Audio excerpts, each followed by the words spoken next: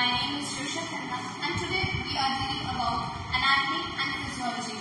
Before going to the subject, I want to tell anatomy and physiology is the most important subject in Student First Year and in BSc First Year. Coming to the point of anatomy and physiology, anatomy, it deals with the organs of body, structurally, external and internal. जैसा कि आप सबको पता है कि human body मानव शरीर में external और इंटरनल पार्ट्स पाए जाते हैं। एक्सटर्नली हम बात करें तो आईज है, नोज है, लिप्स है, ईयर्स है, अपर आर्म्स है, लोअर आर्म्स है, जिसको हम छू सकते हैं, महसूस कर सकते हैं और समझ सकते हैं कि इनका स्ट्रक्चर कैसा है। वैसे ही इंटरनल ऑर्गन्स है जैसे कि लंग्स है, लिवर है,